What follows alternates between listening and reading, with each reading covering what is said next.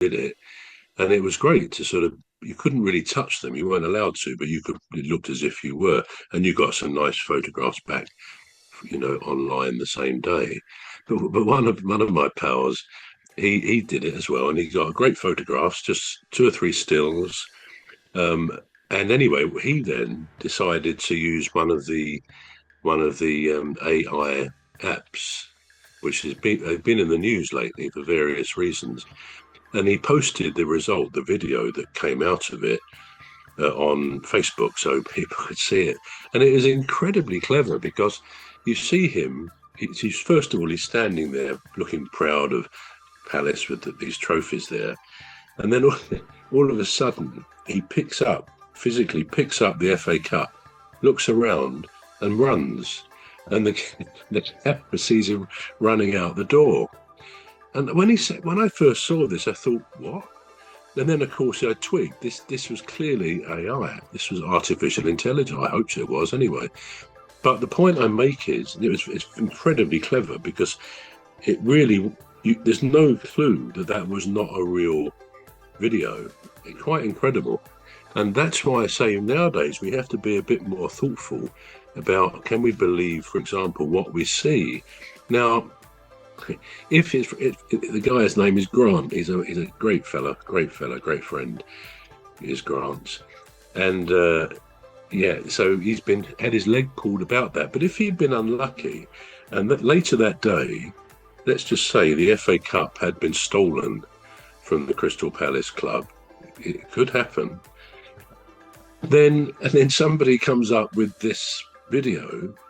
Well, he's likely to have his collar felt immediately, and they'll arrest him because it doesn't say on this video, this is AI, this is artificial. And I defy anybody, even a photographic expert, to say, oh, I can tell, because it's the same person, the same cup. It is just incredible, but actually incredible, but a bit frightening, because you then think, well, what else could be done? Because, I think this has been raised in Parliament, isn't it? This idea that you can take a photograph, and with one of these, there's two or three of these apps, I believe, and you can just make somebody smile. They can pick something up, and it's all very clever. And I'm sure the vast majority enjoy the incredible ability of technology to do these things.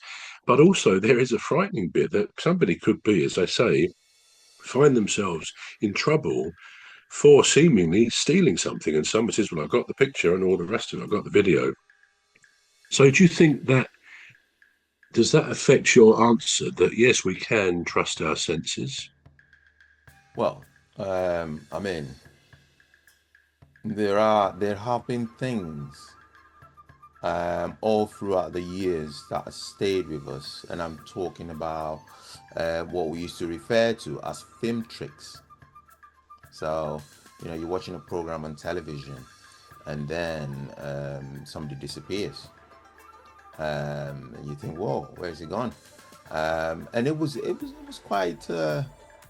It wasn't that easy to work it out back in the days because it was a Mm. technology that was just coming out, and they'd use it for things like, you know, blowing up a building. You'd see the same building, and boom, and that building is on fire or whatever. Even cars, somebody will be in an accident and they'll act it and stuff like that. So things like that it's been around, and but the human mind and the human eyes trains itself, all right, to be able to, with time, at first it gets you. You think, whoa, what did I just see?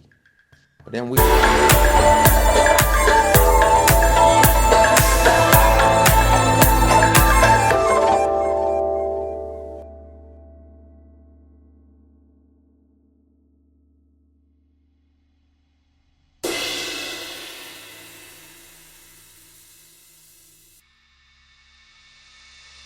you think, whoa, what did I just see? But then with time, the human mind has the ability to then train the senses to be able to tell the difference between a film trick and a real video clip. For instance, you see something on the news and you think, And this is the news reporting it. So, the eyes send the message to the brain, and the brain comes back to say, right, what you're seeing is actually real.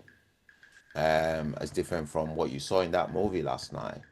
That's not real compared to what you're seeing now. So with AI, because it's a fairly new, the brain will be able to train the eyes in time to be able to recognize certain things. You see it and you think, oh, that's AI, you know. Because I see a lot of it on the internet. There's one on TikTok. I don't know, but I think it's probably been released in the uh, past 4 weeks or something, and it's so real because they take a picture of somebody, and then somehow you can put it on your television, so that person is watching the news. It looks like the Mm. news, watching the news, and all of a sudden they see themselves in, for instance, Tesco's, stealing something and then getting away with it. And then the news reporting it, they're reporting you as wanted. You sat there going, I I didn't do that. Mm. And they used it to play tricks on, friends and family members. Looks so real, right? But because you see over and over again, that's AI. So in time, the decision makers, like the judges and the lawyers or whatever, they're going to be able to tell. It's like when Photoshop came out, photoshopping. Right. You I know, was going to mention Photoshop. Yeah. yeah. So we got taken at first. You're like, whoa, oh, that's a really nice picture, and they'd be like, yeah, but that's not how this person looks. It's been touched up and does this. And most of us didn't know that. We didn't, because we don't know the people. So in time, AI is going to be exposed, where Mm. people are going to look at a clip and think, yeah, that's AI. So we can still trust our senses. Yeah. I mean, I think to a degree, I agree with you because you can tell. I mean, I think there's a particular TV advert, at least one that I can't remember what it's advertising, but you see, it might have been a dentist one. Two women, one's a dentist, etc. And you can, at a given point, you can tell it's AI, that they're sort of artificial characters. But I still say some of these